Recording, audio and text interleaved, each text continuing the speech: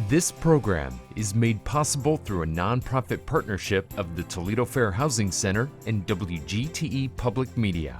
Financial support is also made possible by Westfield Insurance, sharing knowledge, building trust, and by viewers like you. Thank you. Fair housing is the foundation of everything that happens in your life. Where you live determines so much about you, where you get your education, employment opportunities, who your friends are and connections, and we are judged by the zip codes in which we're raised. And fair housing basically says that everyone has a right to live where they want to live. Of course, where they can afford to live, but where they want to live. People have a right to choose their place in this country. I doubt that very many people in very many places these days hear, well, I'm sorry, we don't rent to blank. But they do hear, oh, I'm so sorry, I just rented it. And when you're talking about housing, all too often you can get pulled to the other side of the argument that it's about housing rights and property rights and preservation of ownership rights of property. But you have to, at the end of the day, take a look back and sit back and think, these are really human rights. So if there isn't an opportunity to have choice, if neighborhoods don't have the same opportunities of good schools, parks, recreation, good city services coming in, then you end up with children who get neglected, and you end up with racial and economic segregation. The Toledo Fair Housing Center, because of its work, has definitely made the Toledo housing market far more open, with equal treatment by real estate agents, mortgage lenders, insurers, than many other markets around the country. And that's because the Toledo Fair Housing Center, from start, day one, until today, has been a powerful force.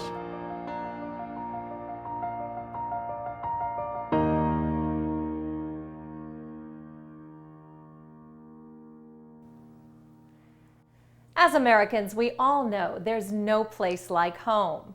We also know that many of the rights and privileges we enjoy today have a history of sacrifice and struggle. What many of us don't know is the legacy of the struggle to choose the places we call home. Fair housing is an integral part of the civil rights history of the United States of America. The Emancipation Proclamation was signed by President Abraham Lincoln while slavery was actually still intact in the United States. So after the Civil War ended and slavery ended in the United States, there were a whole series of civil rights laws that were passed. And one of those civil rights laws that was passed was our nation's first Fair Housing Act, the Civil Rights Act of 1866.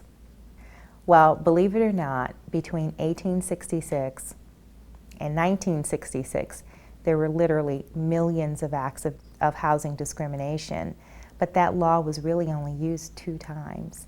That's what led Dr. Martin Luther King and a number of other civil rights leaders to push for a federal fair housing law that would provide for the federal government to enforce the law. Dr. King was actually assassinated on April the 4th of 1968. The Fair Housing Act was passed 7 days after his assassination on April the 11th of 1968. The Fair Housing Act is very broad and sweeping, and it charges the federal government with eliminating housing discrimination and desegregating our nation's neighborhoods. It also protects, on the federal level, 7 classes of people, and everyone is a member of at least one protected class. Those protected classes include race, color, sex, religion, national origin, familial status, which means families with children, and people with disabilities. Though the Fair Housing Act became the law of the land, housing discrimination lingered in many communities, taking on forms such as racial steering, block busting, and redlining. The term redlining emanated from actually practices that were sanctioned and undertaken by the federal government. believe it or not. So the federal government, after the Great Depression, established several federal agencies whose purpose it was to support the financial markets and to support mortgage lending in the United States. The underwriters who were leading those organizations believed in housing discrimination, and what they basically said was, you can determine how risky a community is based on the race of the people who live in that community or the ethnic characteristics of the folks who live in that community. And literally, I mean, you can go to the National Archives and pull up the old FHA maps and the old HLLC maps and see maps of cities, and you will see red lines drawn around communities, and those red lines indicated, they demarcated areas where lenders should not lend because lending in those areas was deemed to be more risky. And these were urban areas, and of course they were areas that were predominantly African American and Latino, people of color living in those communities. Blockbusting happens when real estate professionals are trying to beat up business based on the demographic changes that are occurring in a neighborhood. For example, a real estate professional may send emails out to a block or go door to door with flyers or knock on the doors and say, you might want to consider listing your home because of the type of people who are moving into this neighborhood. It's going to cause your value to go down. You should try to sell now while you can get the most money for your home. So blockbusting is a practice based on fear. In fact, I was doing a real estate training and I had a real estate agent come up to me after the training to tell me that blockbusting was still going on in the Toledo area. A real estate agent knocked on her door, advised her that she should leave her community because there were a lot of Asians moving into the neighborhood. She said, you probably want to leave now and get out because there's so many Asians who are moving into the neighborhood. And the woman responded by saying, I really need to talk to my husband about that. I'm sure he'll want to know. The real estate agent told her, yes, of course, I want you to talk to your husband about it. And the woman responded and said, well, my husband is Asian. Racial steering is an activity by either a landlord or a real estate agent who decides based on your race what neighborhood you should be shown. And the steering happens very, very subtly. So they'll give you listings outside of the neighborhood that you asked for. They'll justify it by saying, you know, you're getting more house in this neighborhood. You're getting a better deal here, to the person of color. To the white people, they'll say, well, no, move out here. You're getting better schools. You're getting closer to grocery shopping or closer to the mall or other amenities that they think are what interest the person. Such forms of discrimination were all too common practice in 1971 when Marcy Fine and her husband moved to Toledo. It was their intention to be part of a multiracial community. They were eager to find a new home in their new community and started working with a realtor. But they were surprised by their experience.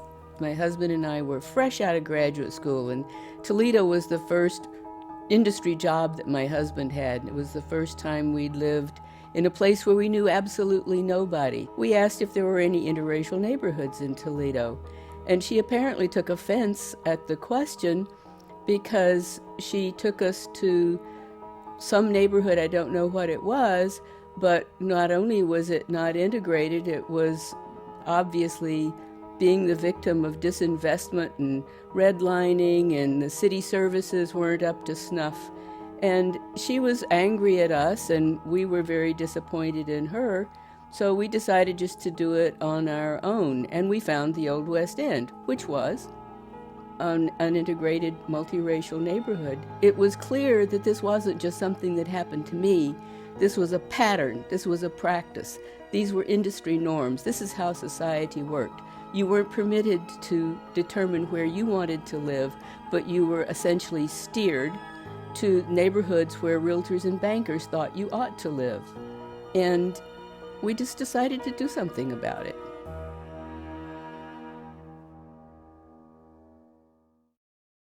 The Toledo Fair Housing Center was established in 1975 by Marcy Fine along with the women of the Old West End and the League of Women Voters.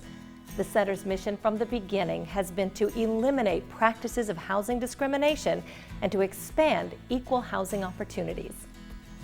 The Toledo Fair Housing Center was created to help all people who feel that they're running into any barriers to obtain housing based on their race, their national origin, religion, disability, families with children, their national origin, or their gender. Toledo Fair Housing Center engages in a full range of activities and programs to make sure that we are affirmatively furthering fair housing. They develop probably the best expertise I have ever encountered as far as investigating the case and helping putting it together and doing objective testing to see whether or not there was in fact discrimination going on. I mean, they were trained and they in turn did training that when you went out as a tester, you had to be completely objective, you had to accurately write down what was said, you had to be sure that there was no bias on your part as to what was being said to make sure that the tests were valid. Toledo Fair Housing Center has become a leader in the civil rights and fair housing movement throughout the country. We've demonstrated a talent for setting national precedents, legal precedents that have expanded homeownership opportunities for millions of Americans across the country. From the beginning, the Toledo Fair Housing Center sought to extend the rights under the Fair Housing Act by taking on both individual and systemic cases of discrimination. An individual case will really only have an outcome for that particular individual and his or her family. It's more isolated. So maybe it's a mom and pop landlord that's not allowing a single mom with 3 kids to live in a 2-bedroom apartment, even though that's all she can afford and the law says she can live in that size apartment. But what we do at the Toledo Fair Housing Center that may be different than some of the other fair housing groups is that we take each one of our individual cases and we look at it through a systemic lens and say, even though this seems like an individual case on its face value, are there bigger implications here that would have a broader impact on a larger population of people? A far-reaching case occurred in the 1980s when the Toledo Fair Housing Center took on a complaint of sexual harassment under the Fair Housing Act. When the complaint came into the office, we recognized that there had never been a case in the United States dealing with a woman being sexually harassed by her landlord. And we talked to lawyers, we talked to HUD, and they all said it's not covered under the law. And our staff, we sat down and said, well, it ought to be covered, and let's go ahead and investigate it. So we talked with the Community Development Department in Toledo, who put us in touch with the undercover division of the Toledo Police Department. And so we met with some of the undercover agents there who told us how to do the testing, what we should be careful about, and when sexual harassment is involved, that there may be a physical assault. While we were in litigation, the women had been testifying about what had happened, and his defense was they were all lying, they all got welfare, they hated him, he was a good person, he was a good landlord, he never harassed anybody. And when I came in, his lawyer saw me and he saw me, and they were surprised. And so the value of us doing testing, which was very difficult, very emotionally difficult to engage this man, but the value was we were able to add the credibility that the women needed. So it wasn't his word against their word. The judge found that he had violated the Fair Housing Act and found that indeed the Fair Housing Act prohibits sexual harassment in housing. While the Toledo Fair Housing Center advocates for individuals, they often take the fight against discrimination to institutions, such as lenders and insurance companies. When the Toledo Fair Housing Center decided to take on lenders directly through litigation in the courts. Not an easy thing to do. Litigation is not always an easy thing to do. Taking on a lender is particularly difficult because they're powerful and they have a lot of money.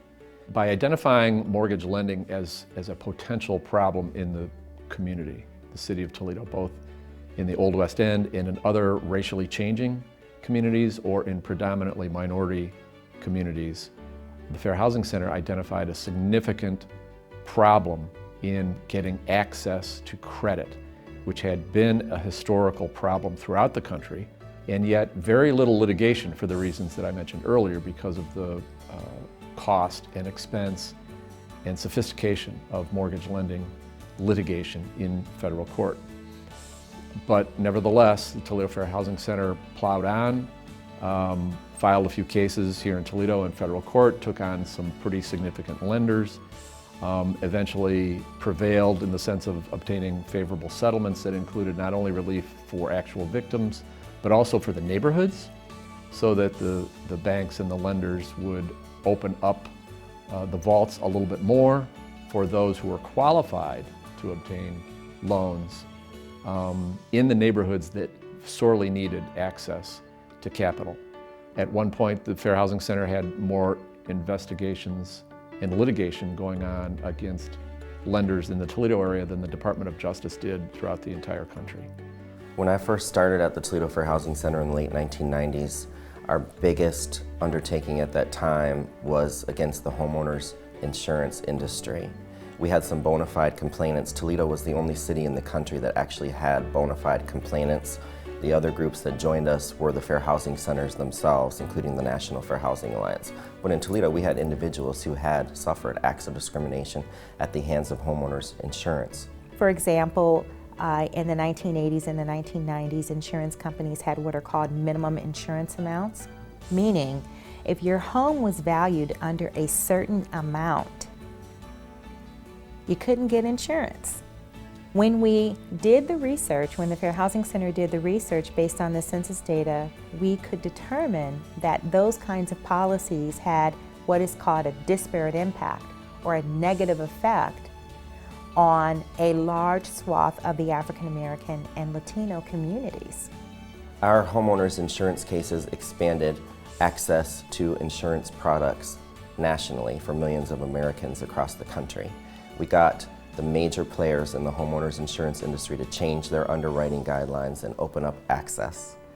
At the same time, while not admitting any wrongdoing on their part, the homeowners insurance industry invested tens of millions of dollars into urban minority communities that had experienced discrimination in the first place. In Toledo, we received million-dollar settlements from major insurance companies, and what we were able to do with that money was to create the Northwest Ohio Development Agency, which is a community development financial institution, and we were able to funnel those settlement dollars through NODA to homeowners and potential homeowners in neighborhoods that have been discriminated against by the homeowners insurance industry. So it was sort of a full circle, making whole moment. The landscape of fair housing continues to develop, putting a new emphasis on resource development, education, and outreach. So it's important that we educate consumers so that consumers can understand what their rights are, and so that consumers can understand what options are available to them. The messages that we send, again, depend on the audience. If it's first-time home buyers, of course, we're going to tell them what questions they should be asking a bank to determine what type of a loan they're going to get and the terms of that loan. If it's looking for an apartment, we might help them with their budgeting. And it's groups like the Fair Housing Center who are capturing and sort of categorizing the level and extent of discrimination against, for example, the LGBT community, so that we can educate our elected officials to let them know discrimination is occurring against this sector. Discrimination is occurring against our veterans, and we need to afford those folks protections under the law. I think one of the most important training contracts that come up is when the Toledo Fair Housing Center has a resolution in a complaint and the respondent or the defendant says, we don't want to get in trouble anymore. Can you come and teach us how to comply with the law? And the whole concept of education and outreach from the Toledo Fair Housing Center has been, let's teach everybody first, then we'll investigate them. Let's give them the opportunity to know what the law says, to comply with the law. One of our community development corporations got a grant to build a housing development. They were establishing rules for people to purchase the housing in this development. One of the rules that they established was that you had to be gainfully employed. If you mandate that everyone who lives in your community must be employed, you're impacting over 60% of the disabled community. Why do you want to do that? Isn't it most important that the person can afford the housing unit? So shouldn't your criteria be that the person have sufficient income? And when we educated them, you know, they said, oh, we didn't mean to do that. We didn't mean to discriminate against people with disabilities.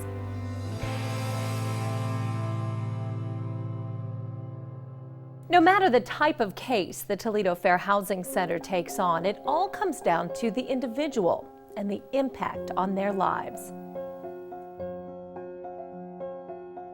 The realtor only took me to the low poverty areas, and I began to scratch my head like, what are you doing? Why are you only taking me to the low poverty areas? These folks that come to you, sometimes they come to you because they have no other avenue to go to. And it's such a personal, important thing to them to be able to have a house that they want to live in and where they want to live. I wanted to get help. I knew I needed to get help. And I said, out of everything that I've been through, because I've been through a whole lot, trying not to cry. And you can talk to them and you can see, even though they're trying to hold back the tears, the men, women, the tears welling up. So it becomes something that not only do you want to enforce the law on their behalf, but you want to do it in a way that they have confidence in the system. They were with me all the way. They helped me through it. And I was able to move from the bad neighborhood into a better place for me and my son. Countless individuals helped. Groundbreaking litigation and legislation. Precedent-setting cases that changed the landscape of fair housing. Education, advocacy, and resource development all make the Toledo Fair Housing Center a national leader, the way it was envisioned from the very beginning. When the Toledo Fair Housing Center opened, there were 42 census tracts that were almost 100% white. There are no census tracts in the city of Toledo now that are 100% white. Integration has happened with minimal pushback from communities. When you look nationwide, we still have a lot of hate crimes occurring when African Americans or Latinos move into white communities. You rarely hear that in Toledo.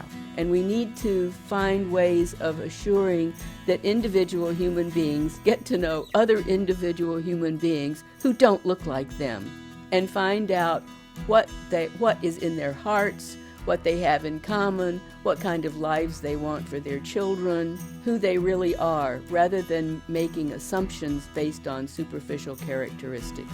The Toledo Fair Housing Center has had the benefit of some fabulous leadership over the years. Its executive directors have been visionaries. They are extremely intelligent and strategic. They will not be intimidated at all. And a combination of all of those things, along with the commitment to the mission of the Fair Housing Center, makes them basically an indomitable force. I always see a glass half full. I'm not saying that discrimination isn't there now. It's probably more subtle, probably even more subtle than sometimes people can figure out. But I think this country has made tremendous strides. But I can tell you one thing, the Fair Housing Center, if there's a new way to get new theory that will advance open housing and housing opportunities. They'll be on the cutting edge. At the Toledo Fair Housing Center, you get a sense of being a part of something bigger than yourself and your coworkers and your past. You have to be informed about what's going on in your community, what's going on nationally, if you're going to be a leader in civil rights, if you're going to be a world-class social justice organization. And just the coincidences that have happened over the years, the grants that we've received, the cases that we've won, the people who have come to us and volunteered information, people who have donated, people who have brought tips to us on practices and situations that are out there. You just get a sense of being a part of something bigger than yourself. We're really doing God's work.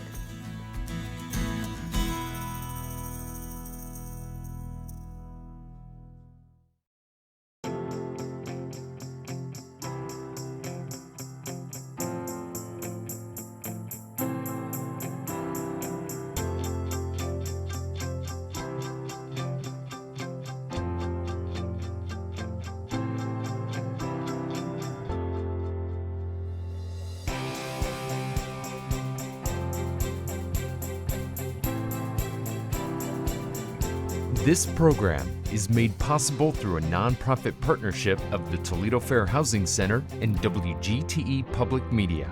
Financial support is also made possible by Westfield Insurance, sharing knowledge, building trust, and by viewers like you. Thank you.